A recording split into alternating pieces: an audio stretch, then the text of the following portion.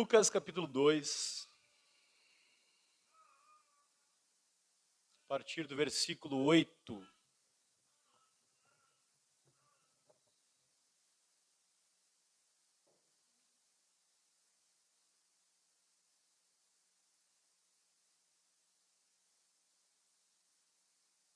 Sei que está todo mundo cansado, mas a gente vai ficar de pé para ler a palavra. Como sempre.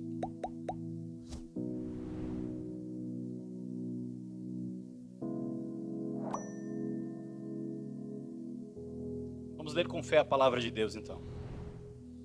Havia naquela mesma região pastores que viviam nos campos e guardavam os seus rebanhos durante as vigílias da noite. E um anjo do Senhor desceu aonde eles estavam, e a glória do Senhor brilhou ao redor deles, e ficaram tomados de grande temor. O anjo, porém, lhes disse: não tenham medo, estou aqui para trazer boas novas de grande alegria, que será para todo o povo. É que na cidade de Davi lhes nasceu o Salvador, que é Cristo, o Senhor. E isso servirá a vocês de sinal. Vocês encontrarão uma criança envolta em faixas e deitada em manjedoura. E de repente apareceu com o anjo uma multidão do exército celestial, louvando a Deus e dizendo: glória a Deus nas maiores alturas e paz na terra entre os homens a quem Ele quer bem. Quando os anjos se afastaram deles, voltaram para o céu, os pastores disseram uns aos outros: vamos até Belém e vejam os acontecimentos que o Senhor nos deu a conhecer. Foram depressa e encontraram Maria e José e a criança deitada na manjedoura. E vendo isso, divulgaram o que lhes tinha sido dito a respeito deste menino. Todos os que ouviram se admiraram das coisas relatadas pelos pastores. Maria, porém, guardava todas essas palavras, meditando-as no coração. E os pastores voltaram glorificando e louvando a Deus por tudo que tinham ouvido e visto, como lhes tinha sido anunciado. Até aí. Senhor, nós te pedimos, Pai, que Teu Espírito Santo ilumine a nossa mente, Senhor. Aqueça o nosso coração com a Tua palavra, mais uma vez com o anúncio do Teu Evangelho, Senhor. Fala com o Teu povo, Senhor, alimenta o Teu povo, Deus. Nós possamos, Senhor, lembrar aqui do Teu Evangelho, Deus. A maravilha da glória do Teu Evangelho, revelado na pessoa do nosso Senhor Jesus. Fala aos nossos corações, Deus. Que o nosso coração, Senhor, se dobre diante da Tua palavra. Porque é isso que Tu é digno de receber, Senhor. Um coração prostrado. Em nome de Jesus. Amém.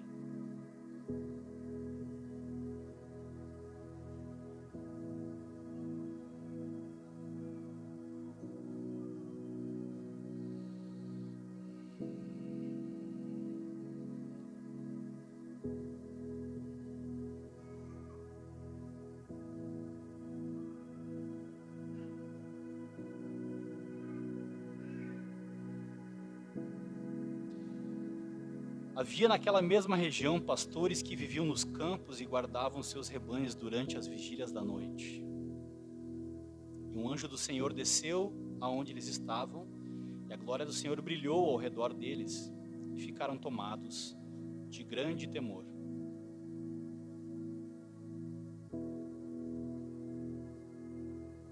Esse aqui é o primeiro estágio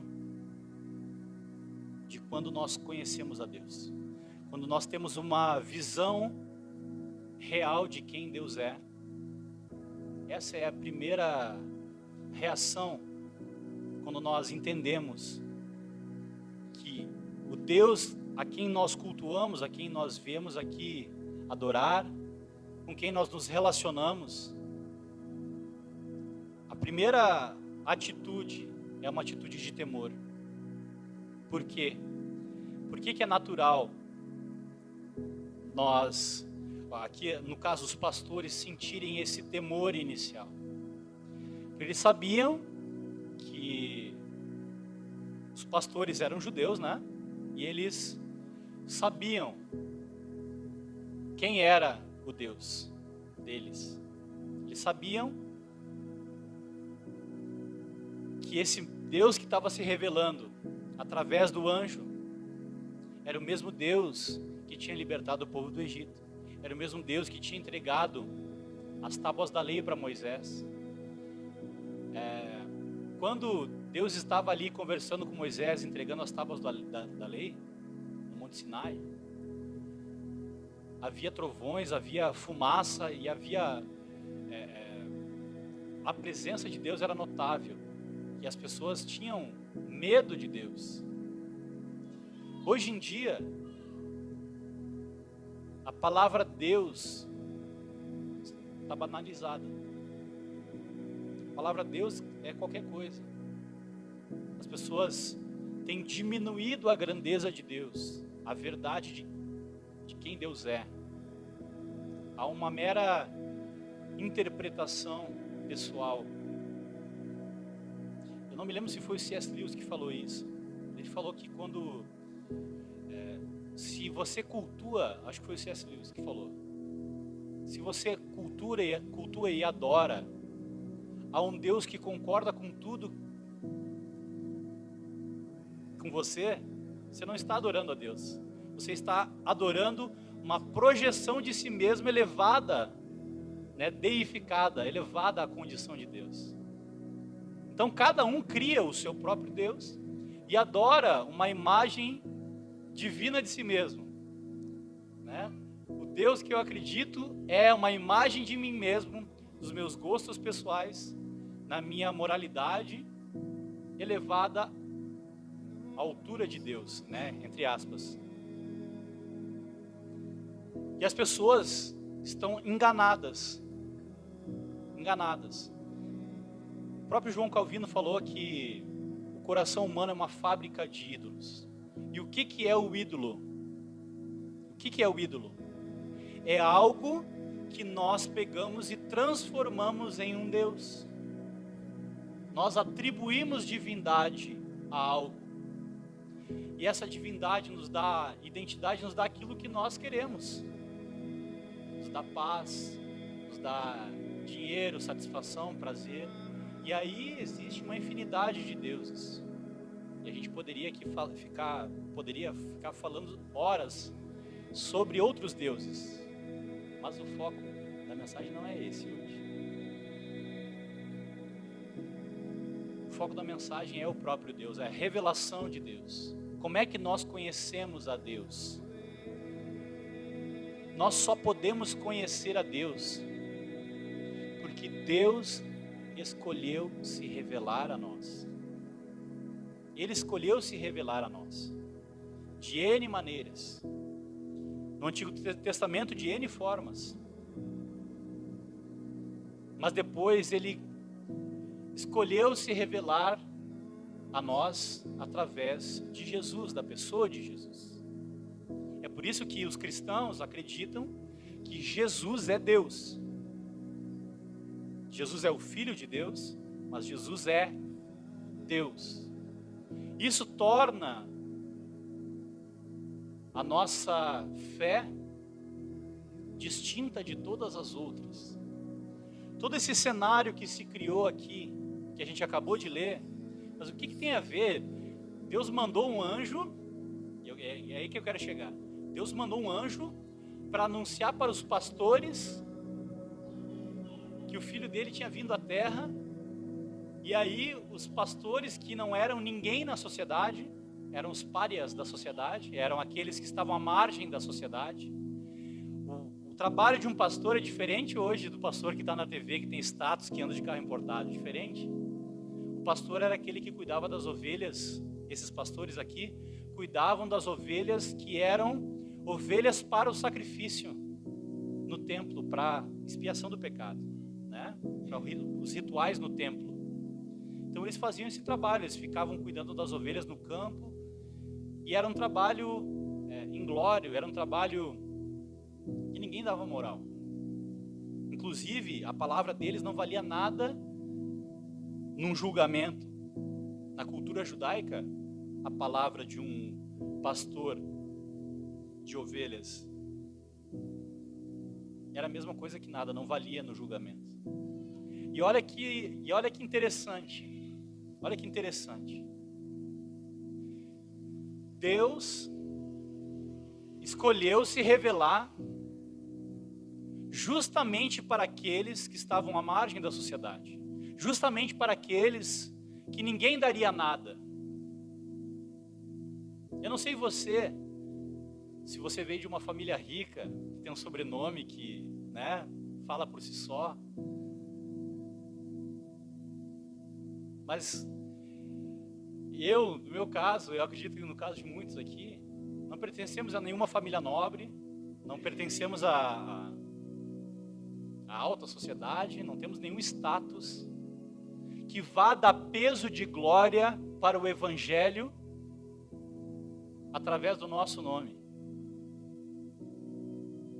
Deus escolheu se revelar a boa nova do Evangelho justamente para aqueles que não tinham moral nenhuma, para aqueles que não tinham prestígio nenhum, justamente porque se Deus se revelasse para Herodes e ele simplesmente, né, falasse para todo o povo, todo mundo ia aceitar e tudo bem, e as pessoas louvariam Herodes e Herodes levaria o mérito, ou sei lá, algum nobre, alguém de grande fama. Vamos trazer isso para os nossos dias. Deus poderia se revelar para alguém famoso, tipo, sei lá, o Silvio Santos, o cara da Globo, ou alguém famoso. E muitas vezes a gente cai no engano que se um jogador de futebol se converter, o Neymar da vida, e falar de Jesus, as multidões vão se converter. Lê do engano. Porque as pessoas não se convertem por causa de quem anuncia o Evangelho. As pessoas se convertem por causa do poder do Evangelho. Por causa do poder do Evangelho. Isso nos encoraja. Isso nos encoraja a anunciar o Evangelho. Porque o Evangelho é o poder de Deus para a salvação de todos os homens. Então o poder não está em você. O poder não está no seu nome, no seu status, na sua eloquência, na sua inteligência, no quanto você é bom de apologética ou de teologia. Como eu falei outras vezes, a mensagem do Evangelho é uma mensagem simples. É simples. E o poder está na mensagem do Evangelho, por si só. Então não interessa quem você é, não interessa quem eu sou, não interessa o status social de quem está anunciando o Evangelho. O que interessa é se a boa nova do Evangelho está sendo anunciada. A boa nova do Evangelho está sendo anunciada, independente de quem. Essa semana eu sentei com um irmão que veio lá dos Estados Unidos. Ele não veio só para me conhecer, não sou tão especial assim. Ele estava passando por aqui, a gente já tinha se falado, e ele marcou um café, a gente foi conversar. E nesse café tinham outros pastores, e aí a gente sentou aqui na igreja e cada um foi contando a sua história, né, de como veio para o Evangelho, e a gente teve um tempo muito legal. Depois que a gente vai ficando mais velho na fé, vai ficando mais distante do ponto de partida da fé, às vezes parece que a gente esquece de como a gente foi atraído por Deus, como Deus tocou no nosso coração, nos trouxe para o Evangelho. Todos que são membros aqui, eu entrevistei, eu fiz essa pergunta, né? Como é que tu conheceu o Evangelho? E cada um aqui contou uma história diferente. E hoje nós estamos reunidos aqui. E talvez a pessoa que te anunciou o Evangelho nem está mais na fé. Era só um pastor que estava cuidando ali das ovelhas do campo e saiu para anunciar e comentou sobre o Evangelho. E hoje você está aqui, convertido. Porque não é por causa da pessoa. É por causa do Evangelho e da vontade de Deus que você está aqui. Por isso que o Evangelho é o poder de Deus para a salvação de todos os homens. Então essa passagem aqui fala a respeito de pessoas que não tinham crédito nenhum na sociedade, não tinham moral nenhuma, não tinham status nenhum, mas Deus escolheu começar a sua revelação também por essas pessoas. E eles ficaram tomados de grande temor. Voltando para a parte do temor. Sabe aquela história que todo mundo fala assim, o cara que é pecador, as pessoas gostam de falar essa frase, né? Só Deus pode me julgar, não é? Até no filme das Panteras o cara tem tatuado aqui, né? Nas costas, só Deus pode me julgar. Mas é como se isso fosse uma desculpa para atenuar a culpa do nosso pecado. Mas eu tenho uma notícia, e a notícia é que Deus vai julgar mesmo. E essa notícia não é tão boa, essa notícia é a má notícia. Essa é a má notícia. Deus vai julgar os pecados de todos, as atitudes de todos. E se nós não crermos no Evangelho, o que resta é condenação. Então essa é a má notícia. O Evangelho, quando eu perguntei sobre essa pergunta clássica lá no curso de membresia, né? O que é o Evangelho? Eu pergunto toda hora. O que é o Evangelho? Prontamente as pessoas falam assim, não, o Evangelho é boa nova. Não, é certo, mas que boa nova? Qual é a notícia? Qual é a notícia que tu apresenta? Que boa nova é essa? Bom, o Evangelho é uma boa nova. É uma boa notícia. E aí ele desenvolve, né? O cara, não, o Evangelho é boa nova. E ele desenvolve.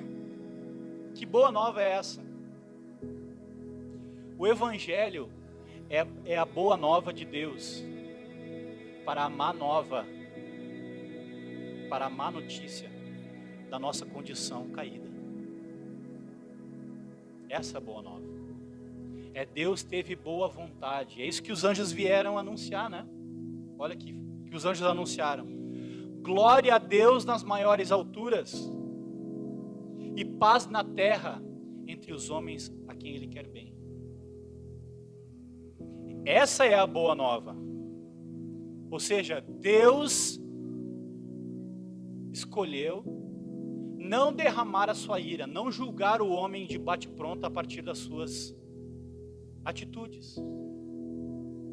Deus, na sua misericórdia, escolheu salvar o homem, redimir o homem, dar uma chance para o homem. E a chance estava deitada numa manjedoura. Esse era o sinal. Então essa é a boa nova. A boa nova é que Deus providenciou o perdão dos nossos pecados.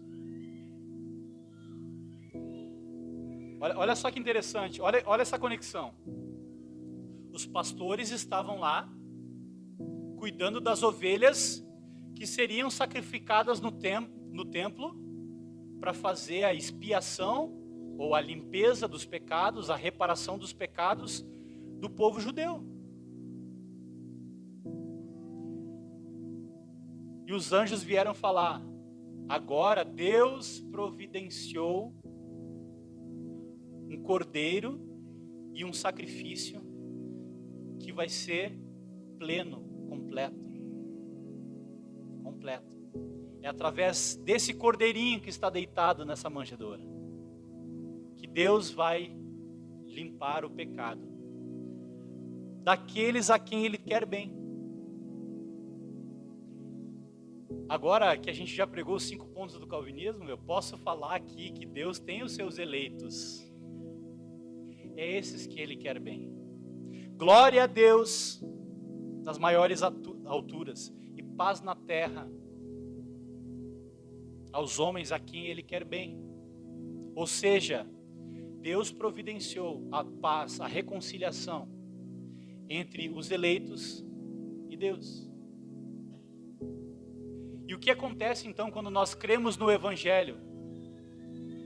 O temor vai embora, não que ele vai embora, o temor da condenação vai embora, não que a gente não tema mais a Deus, mas esse medo da condenação vai embora. Então por isso que não faz sentido aquela história de aquele temor de vou perder a salvação, agora eu pequei, eu fiz uma coisa errada. Não faz sentido mais isso, porque o temor foi embora. Agora nós temos paz diante de Deus, porque Deus é que providenciou essa paz para nós. E essa paz custou muito caro. Custou a vida do próprio Filho de Deus. Então ela não é frágil. E qualquer coisinha anula o sacrifício de Jesus e daí a gente joga no inferno novamente. Então, Deus teve boa vontade e providenciou a salvação para nós. E é isso que os anjos vieram anunciar. Só que essa salvação estava anunciada desde antes do Velho Testamento. E Jesus recém estava nascendo, né? A salvação não tinha sido completa a obra da cruz, ainda era algo profético. Eles sabiam, e esse tempo do advento é essa expectativa de que Deus está se movimentando na direção do homem para salvá-lo. Assim como uma mãe espera 9 meses um bebê para então segurá-lo, os judeus esperavam. Aqui, ó. Nasceu o Salvador, que é Cristo.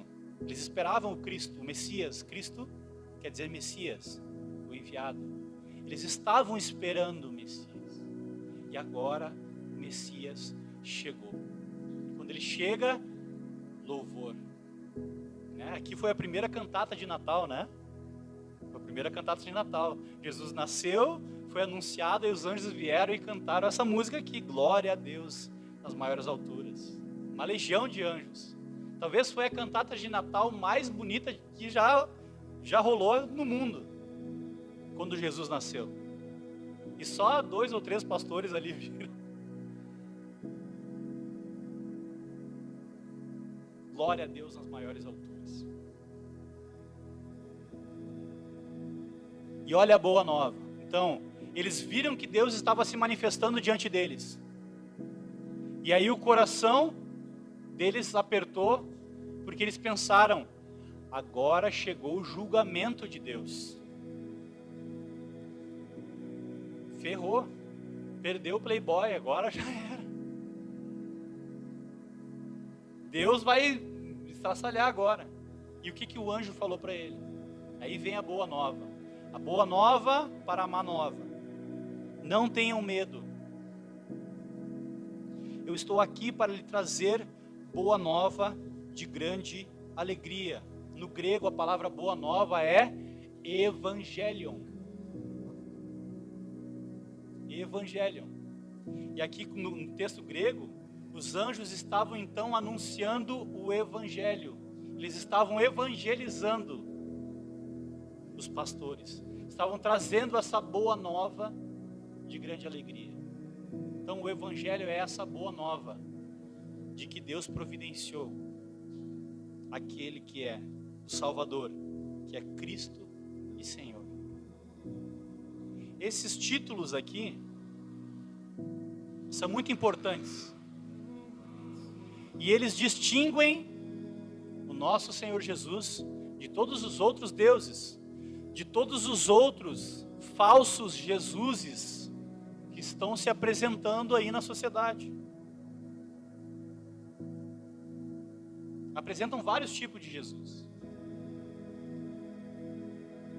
Vários tipos de Jesus. E eu vou ofender aqui algumas pessoas. Existe o Jesus da arminha e existe o Jesus progressista. E nenhum deles é o Jesus verdadeiro, porque ele não é Cristo o Senhor. Só existe um Cristo, o Senhor. E é nesse Cristo que nós acreditamos e depositamos a nossa esperança. Ele é o nosso Redentor, Ele é o nosso Salvador. Existe um outro Jesus que é o Jesus da prosperidade. Mas que engraçado, né? As pessoas vendem um Jesus da prosperidade que nasceu numa manjedoura fétida, cheio de cocô de cabrito em volta. E não ficou dodói, não ficou ofendido, pelo contrário, ele sabia disso. Então, que evangelho é esse da prosperidade, de que Deus dá isso, Deus dá aquilo? É óbvio que Deus pode dar boas dádivas, mas Jesus não veio para isso. Jesus veio para trazer a boa nova para a nossa má notícia do pecado. o Salvador, que é Cristo, o Senhor. A palavra Salvador, César, naquela época, os Césares se atribuíam a condição de Salvador. Eles se diziam, se autoproclamavam o Salvador. O imperador se autoproclamava o Salvador. Mas só existe um Salvador. Como nós cantamos aqui, só existe um mediador entre Deus e os homens. E esse é Jesus Cristo, o homem. Então Ele é o nosso Salvador, que é Cristo. Cristo é o Messias, é exatamente aquela pessoa esperada durante séculos pelos judeus, é o descendente de Abraão, aquele com quem Deus fez aquela aliança, que veio ao mundo. E a palavra Senhor é a mesma palavra usada para o nome pactual de Deus, que era o nome a quem Deus se revelava no Antigo Testamento, Então é para deixar explícito, esse bebê da manjedoura é aquele que os seus pais, os seus avós, os seus bisavós, os seus tataravós, é aquele que o mundo todo estava esperando.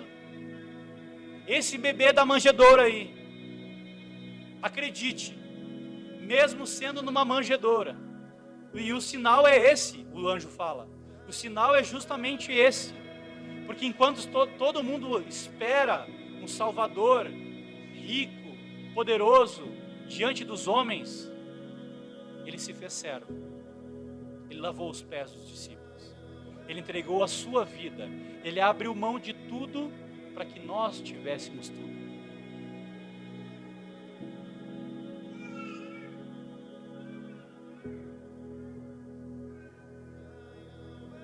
O Salvador, que é Cristo, o Senhor. Não aceite nenhum outro Jesus que é menor do que isso. Nosso Senhor Jesus é o Salvador do mundo. Nosso Senhor Jesus é o Cristo, o Messias esperado. Aquele que toda a Escritura testifica sobre Ele, testemunha sobre Ele, aponta para Ele. O nosso Jesus é o Jesus da Bíblia. O nosso Jesus é o Jesus da Bíblia. Então as palavras, já que Jesus é Deus, as palavras de Jesus têm peso de palavra de Deus, porque Jesus é Deus. É por isso que a gente não pode pegar as palavras de Jesus e tratar de maneira leviana. A minha interpretação sobre esse texto é que Jesus estava querendo dizer... Menos, vamos lá. Vamos devagar. Por isso que a gente tem reverência com a palavra de Deus. A gente fica de pé. Pode ser aqui até um símbolo litúrgico, pode ser algo que a gente faz, mas tem uma razão de ser. É porque nesse momento em que nós estamos lendo a palavra de Deus, nós não estamos conversando e falando bobagem, ou falando qualquer coisa trivial do nosso dia a dia. Nós estamos falando da palavra de Deus. E essa reverência é símbolo de que nós estamos ouvindo a palavra de Deus como palavra de Deus. Então, quando você ler a Escritura, a Bíblia não é mais um livro dos milhares, milhões e zilhões e trilhões que tem por aí. Não, a Bíblia não é um livro. A Bíblia é a palavra de Deus. A Bíblia é a palavra de Deus. A Bíblia é a verdade imutável de Deus. A Bíblia é a carta de Deus para nós. A Bíblia é o desejo, o movimento de Deus na história se revelando para nós, para os seus eleitos. É por isso que não existe quem é eleito que despreza a palavra. Por isso que a gente cantou aqui, escondi tua palavra em meu coração. Escondi tua palavra em meu coração, para não pecar contra ti, diz Davi. A Bíblia é a palavra de Deus. São as palavras de Jesus.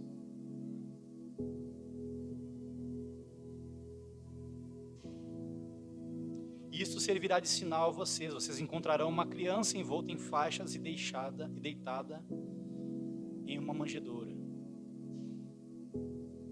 Você consegue imaginar o Filho de Deus?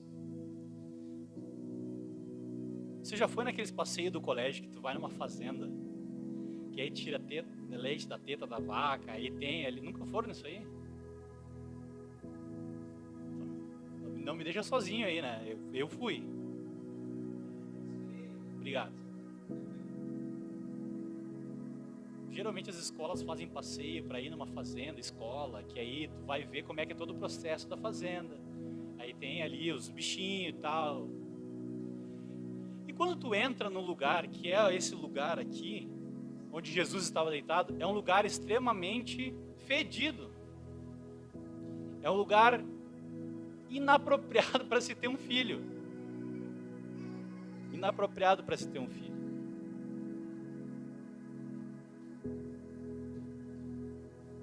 E o que isso quer dizer? Quer dizer que Jesus veio se sujar com o nosso pecado. Jesus veio e Ele viveu tudo o que nós vivemos.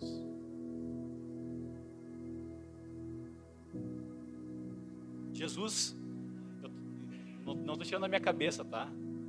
Eu li um livro essa semana que falava sobre isso. Na liturgia do ordinário, o nome desse livro. Ele falou e a escritora falou que Jesus fedeu como nós. É isso que ela está querendo dizer.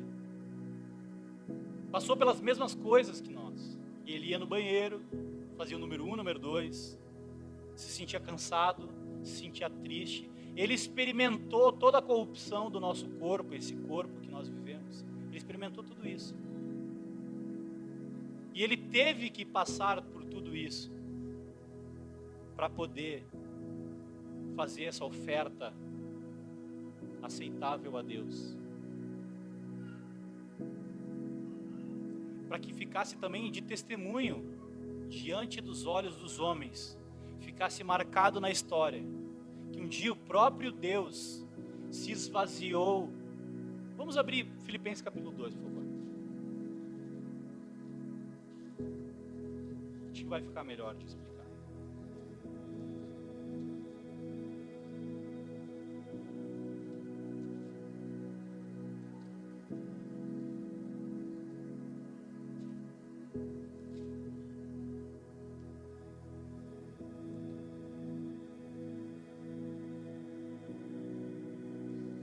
Filipenses 2, a partir do versículo 5, olha só o que essa passagem fala a respeito do nosso Deus. Tenham entre vocês o mesmo modo de pensar de Cristo Jesus,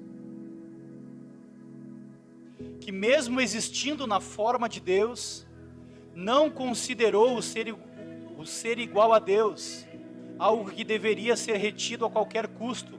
Aí em algumas versões está, usurpou o ser igual a Deus. Algo que deveria ser retido a qualquer custo. Pelo contrário, ele se esvaziou assumindo a forma de servo, tornando-se semelhante aos seres humanos. E reconhecido em figura humana, ele se humilhou, tornando-se obediente até a morte, e morte de cruz. Por isso também Deus o exaltou sobremaneira, e lhe deu o nome que está acima de todo nome, para que ao nome de Jesus se dobre todo o joelho nos céus e na terra e debaixo da terra, e toda língua confesse que Jesus é o quê? Cristo e Senhor, para a glória de Deus Pai. Ainda 2 títulos que a gente tinha acabado de ler lá na outra passagem, né? Cristo e Senhor. Por que Jesus então nasceu naquela circunstância, daquele jeito? Justamente para inverter os valores, a lógica e a expectativa dos homens. A expectativa dos homens. Porque Deus escolheu salvar os homens através dessa mensagem, desse teatro, desse drama que foi encarnado. Vocês sempre ouvem eu falar que o Evangelho é a criação, queda, redenção. Nós chegamos aqui no terceiro ato do Evangelho, a encarnação de Cristo, a redenção. E nesse ato, Jesus vem,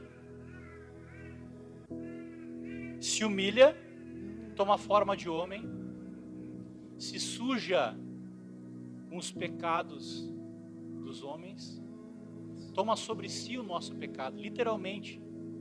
Lá na cruz, tanto que Deus virou o rosto, o Pai virou o rosto, quando todos os nossos pecados foram depositados em cima de Jesus. Jesus estava sujo com os nossos pecados, estava nu naquela cruz por causa do meu e do seu pecado. E esse é o ato principal, é o ápice. Nós chegamos no tempo do advento, nessa parte do Evangelho, a parte da redenção. Da redenção. Deus escolheu reconciliar consigo mesmo todas as coisas através de Jesus. Mandou seu filho naquela manjedoura, de maneira miraculosa, para se sujar com os nossos pecados. Jesus andou com os pecadores. Ele não era conivente com o pecado, mas ele andou com os pecadores, anunciando que o reino de Deus estava ali,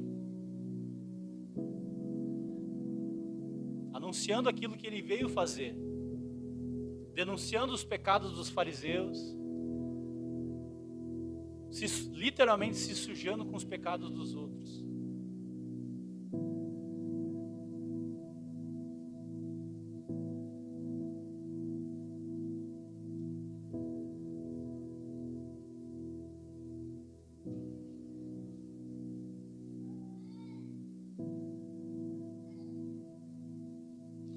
Quando os anjos se afastaram deles e voltaram para o céu, os pastores disseram uns aos outros: vamos até Belém e vejamos os acontecimentos que o Senhor nos deu a conhecer. Ué, mas não foi o anjo que falou?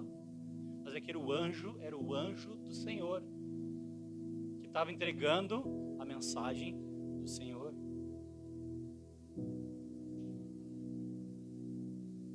Foram depressa e encontraram Maria e José e a criança deitada na manjedoura.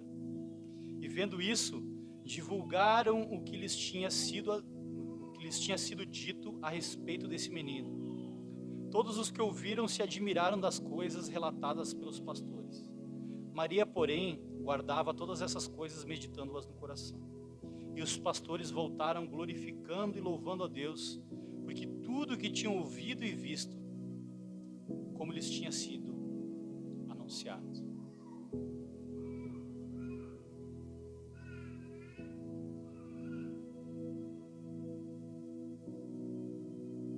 Depois de tantos meses e semanas após semanas eu falando sobre o Evangelho, eu espero de todo o meu coração que isso tenha penetrado no coração de vocês. Essa mensagem do Evangelho. De que Deus veio ao mundo para nos salvar. Que não é para nós temermos, mas é para nós nos alegrarmos. É para nós contemplarmos o Evangelho. Nos apropriarmos dessa mensagem e anunciarmos o Evangelho. Então esse é o movimento. Esse é o movimento do Evangelho. Primeiro nós ouvimos o Evangelho, vem o temor no nosso coração. Se Deus me julgar, tu viu aquele, agora doeu, agora, viram esse negócio no Instagram do guri tomando a vacina? Agora já era para mim.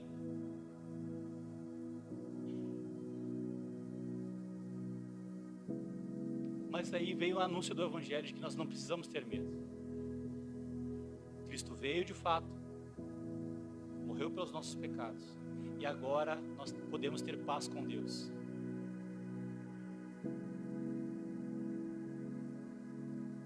Qual é o próximo movimento? Então, assombro, temor, o anúncio da boa nova vem até nós, nos gera paz com Deus, nos gera comunhão com Deus, e nós somos conectados. Então agora nós fazemos parte do grupo de pessoas que tem a boa vontade da parte de Deus. Somos salvos, Deus nos alcançou com o seu evangelho.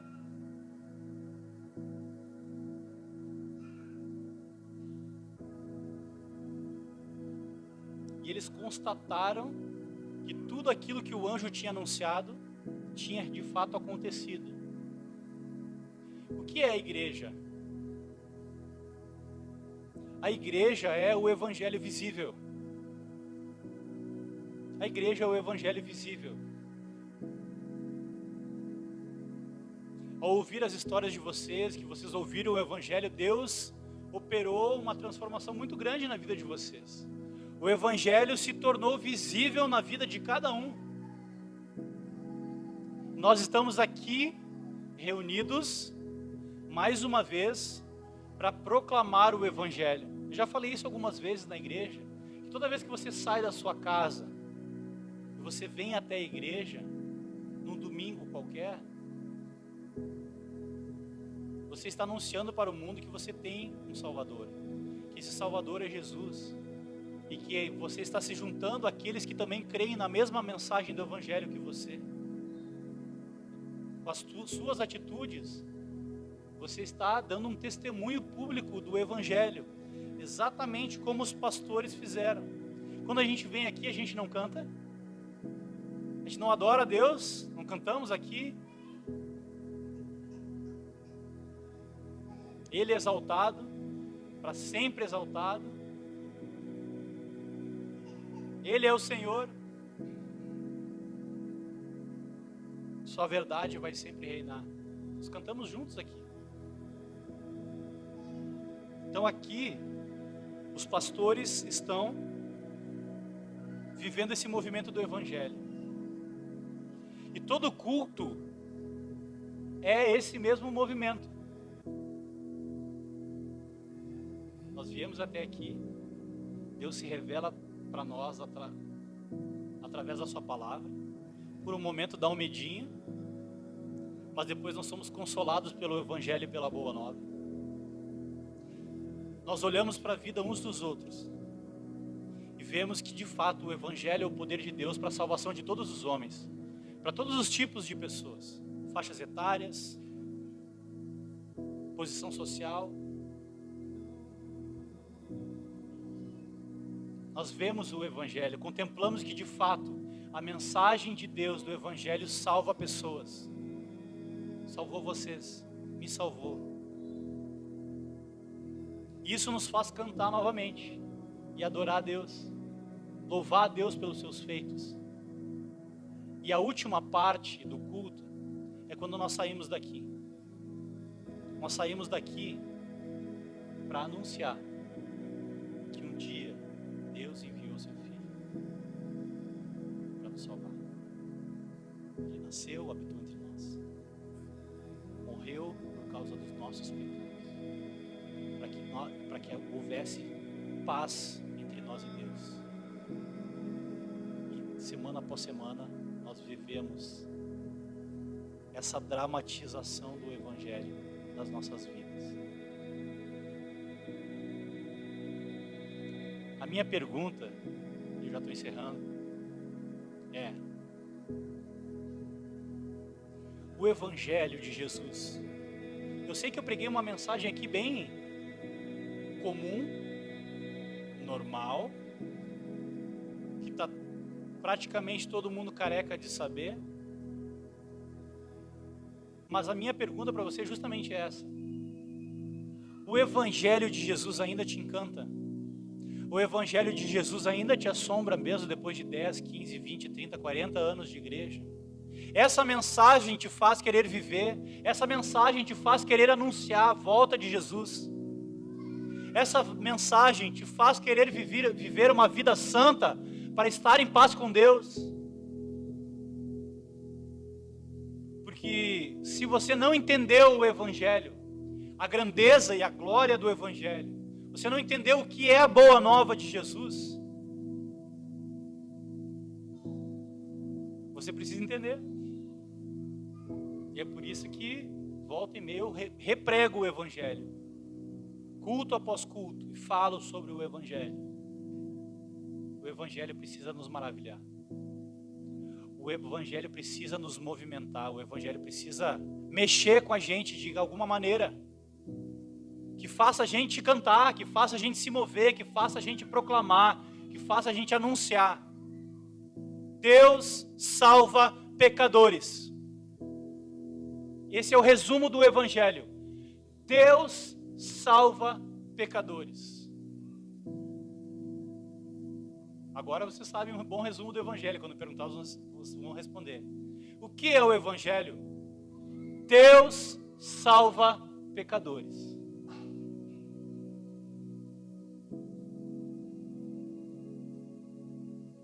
Essa mensagem traz consciência do seu pecado. Você experimentou nessa noite aquilo que os pastores também experimentaram? Porque Deus está aqui. O Espírito de Deus está aqui. Nós estamos diante do próprio Deus. Eu sei que eu não tenho cara de anjo, mas lá em Apocalipse, quando o apóstolo João escreve a carta para o anjo da igreja, ele está se referindo aos pastores que são pastores daquelas igrejas. Então, em certo sentido, eu sou o anjo dessa igreja. E quando o anjo do Senhor, o anjo dessa igreja, abre a escritura e prega o Evangelho, é o próprio Deus falando. É o próprio Deus falando. Não porque eu sou alguma coisa, eu sou um mero pastorzinho de ovelhas lá na região lá de Belém. Aliás, eu sei muito bem o que é não receber crédito por ser pastor. Eu sei bem. Mas o Evangelho não é sobre mim. O Evangelho é sobre o nosso Senhor Jesus. O Evangelho é sobre a boa vontade de Deus para conosco. O Evangelho é Deus nos salvando de nós mesmos. É Deus salvando pecadores, e isso inclui todos nós. O meu desejo, o meu intuito, a minha expectativa com a mensagem de hoje foi pregar mais uma vez o Evangelho. Puro, simples, mas poderoso e glorioso. O Evangelho que, esse Evangelho é o Evangelho que salva. Eu não estou prometendo nada que Jesus não prometeu.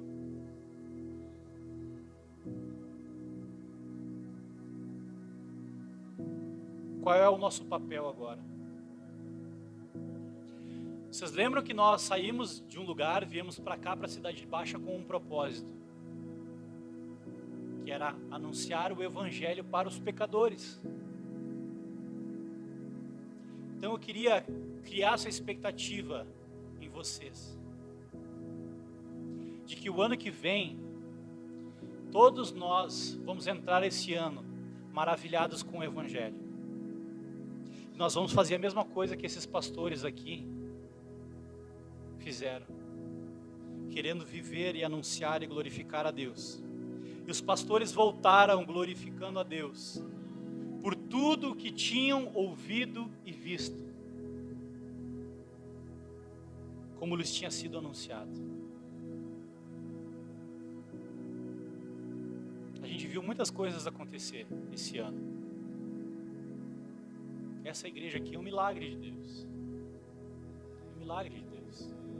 Se fosse pelas nossas forças, pelas nossas capacidades, pelas nossas ofertas, inclusive, essa igreja não existiria.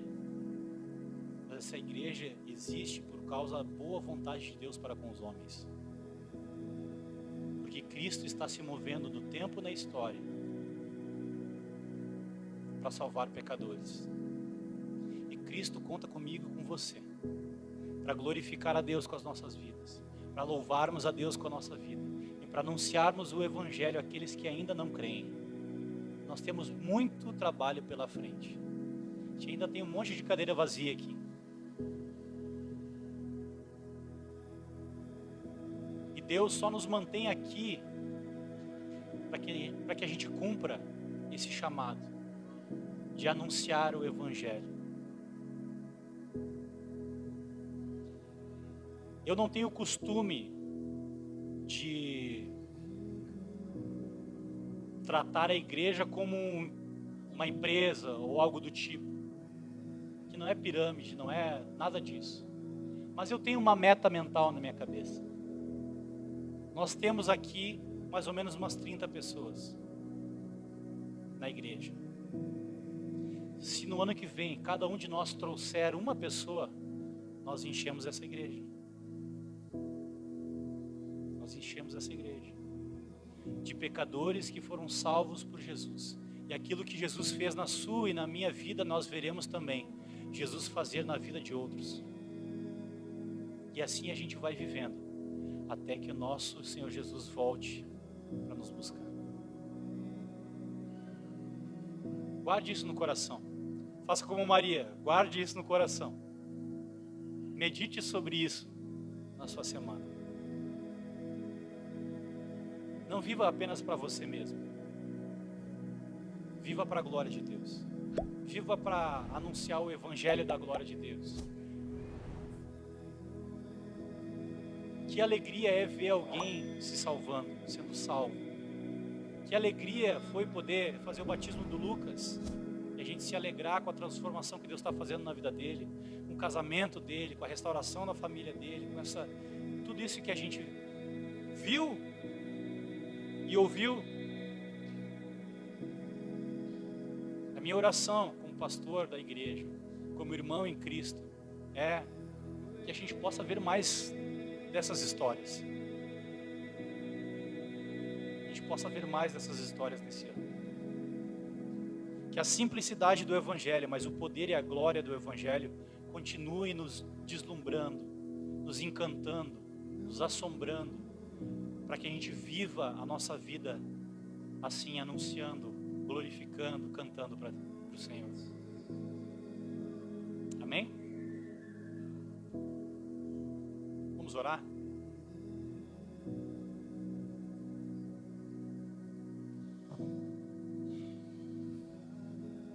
Senhor, mais uma vez nós ouvimos o Teu Evangelho.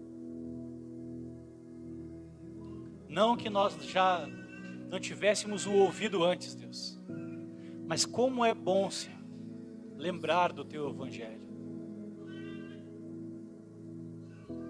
Como é bom, Senhor, lembrar que um dia Tu teve boa vontade para conosco. Que nós não precisamos mais temer, Senhor, a condenação.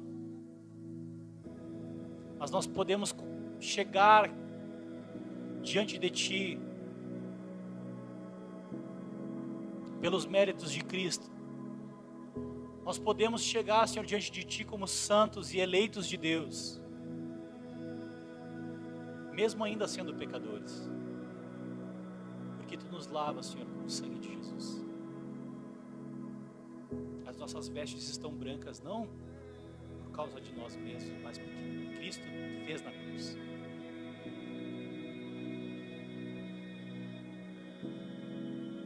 Nos ajuda, Senhor, a gente não perder de vista a simplicidade do Evangelho.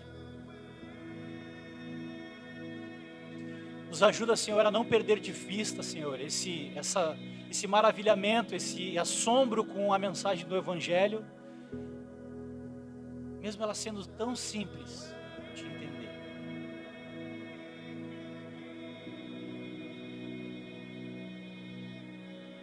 Nos ajuda, Senhor, na nossa incredulidade.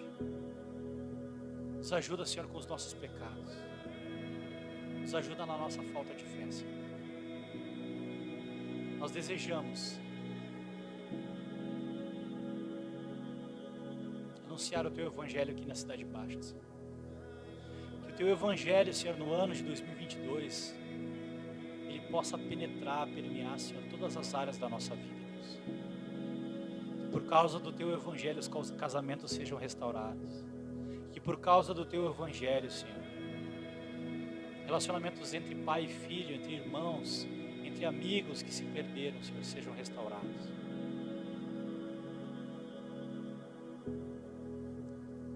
Que nós sejamos santificados por Ti ainda mais no ano de 2022, Senhor.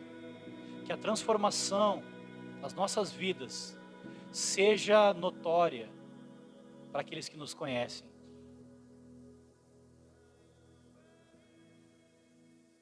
Não para nossa glória ou para nossa vanglória, Senhor, mas para a Tua glória.